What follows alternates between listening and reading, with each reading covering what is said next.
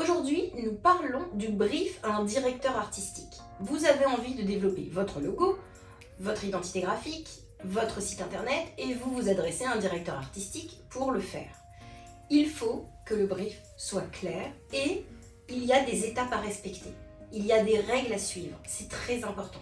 Il n'y a pas de bon résultat sans bon brief. C'est une règle absolue. Qu'est-ce qu'il faut dans un brief créatif? Il faut expliquer qui on est, quel est notre ADN, quelle marque on est, à qui on s'adresse, à qui on parle, ça c'est le plus important. Si le directeur artistique a la cible en tête, le personnel, il va pouvoir savoir quel créa va avec lui, quel style, quelle ambition. Deuxièmement, il faut pouvoir dire quelles sont les valeurs de la marque. Est-ce qu'on est une marque émotionnelle? Est-ce qu'on est une marque authentique?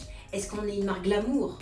On donne la valeur, on donne la personnalité de la marque et donc le directeur artistique va pouvoir traduire tout ça en éléments pour lui, couleur froide, couleur chaude, rondeur, typographie, illustration. Tout ça, ça va venir de manière immédiate dans sa tête à partir du moment où vous lui donnez les règles à suivre et les personnalités de votre marque.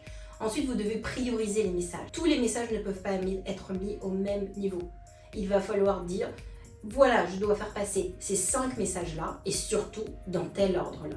Donc ça veut dire que, comme on sait qu'on a les H1, H2, H3 quand on parle d'un article, par exemple, avec des titres, des sous-titres, et bien en visuel, en graphisme, c'est la même chose. Il va y avoir des éléments visuels qui vont apparaître dans la page, mais à des niveaux différents. Et enfin, il faut lui donner les benchmarks. C'est presque la partie la plus importante.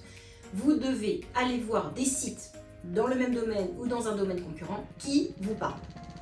Vous devez dire, ce site, cette marque, ce logo, je l'aime, oui, non, pourquoi? Une fois que le graphisme, le directeur artistique, il a vos objectifs, votre priorisation des messages, vos personnalités de marque et les benchmarks, il peut travailler et vous pouvez sereinement obtenir un bon premier jet et ensuite optimiser à la marge.